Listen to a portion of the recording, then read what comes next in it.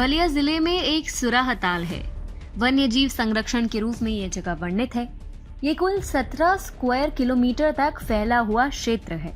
अब जरा सोच के देखिए कि अगर इतना बड़ा क्षेत्र बांग्लादेशी अवैध घुसपैठियों को मिल जाए तो क्या होगा। यदि इस क्षेत्र की संपत्ति इनको मिल जाए, इस वन्य क्षेत्र में ये कब्जा कर ले, और तब क्या होगा जब ऐसी जगहें पर्यावरण की दृष्टि से महत्वपूर्ण हो लेकिन उसके बावजूद इन पर कब्जा किया जा रहा हो। ये सिर्फ सोच नहीं है, सच है, असम का सच। बांग्लादेशी घुसपैठियों की समस्या सिर्फ रिहायशी इलाकों की बढ़ती आबादी की नहीं है। बांग्लादेश से हो रहे घुसपैठ करने वाले ऐसी जगहों पर आबादी बढ़ाकर जनसंख्या की बदलने की कोशिश कर रहे हैं कि आपको वास्तविकता जानकर अवश्य ही हैरानी होगी। लेकिन इन सबके बीच एक अच्छी खबर ये है कि हिमंता बिस्वा शर्मा को अब इनकी भनक लग गई है और उन्होंने पड़ताल भी शुरू कर दी है। हेमंता की पुरानी अच्छे रिकॉर्ड को देखकर उम्मीद जताई जा रही है कि जल्द ही अवैध घुसपैठियों को यहां से बाहर किया जाएगा। जानेंगे पूरे मामले को विस्तार से TFI पर मेरे यानी दीक्षा नेगी के साथ। तो चलिए आरंभ करते हैं।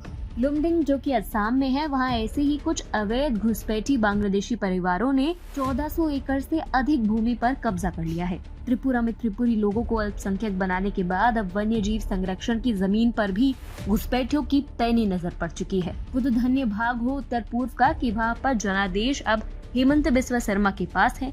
हेमंत दरांग के बाद उस जगह की जांच पड़ताल कर रहे हैं जहां सरकारी जमीन है और वहां अधिग्रहण किया गया है। असम सरकार ने 8 नवंबर को होजाई जिले के लुमडिंग रिजर्व फॉरेस्ट में अतिक्रमणकारियों को वन भूमि से बेदखल करने के लिए एक बेदखली अभियान चलाया था। बेदखली अभियान के दौरान किसी भी अप्रिय स्थिति को रोकने के लिए लुमडिंग आरक्षण वन क्षेत्र में केंद्रीय रिजर्व पुलिस बल यानी CRPF और असम पुलिस सहित 1000 सुरक्षा कर्मियों को तैनात किया गया था।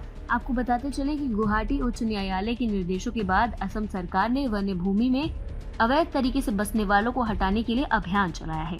कल इसी कड़ी में बड़ा कदम उठाने के बाद हेमंता बिस्वा शर्मा ने बताया कि कई लोगों ने आरक्षित वन की भूमि पर कब्जा कर लिया था। आज का निष्कासन अभियान बहुत शांतिपूर्ण रहा। आज से लुमडिंग रिजर्व वन अतिक्रमण मुक्त हो गया है।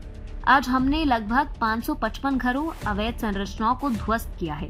वन भूमि पर अतिक्रमण करने वाले अधिकांश लोगों ने हमारा अब सहयोग किया और वे वन भूमि से शांति से चले गए।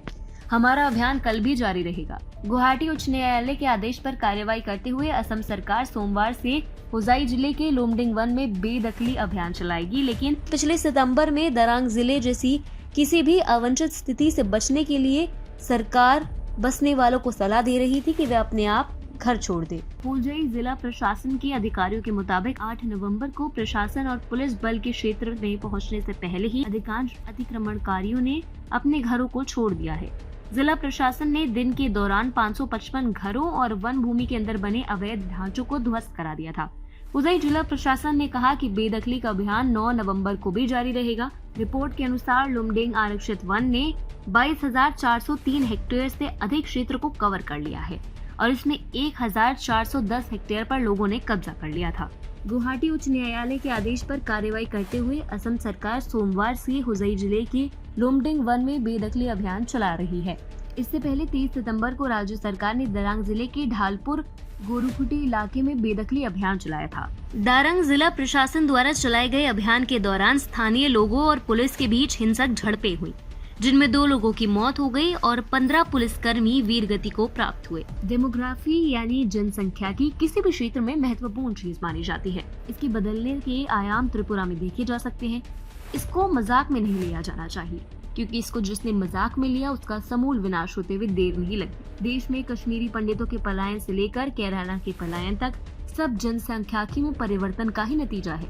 खैर, इसी चीज को समझते हुए असम के लोगों ने हेमंता के रूप में अपने हनुमान को चुना था, जो ऐसी असुरी शक्तियों का नाश कर रहे हैं।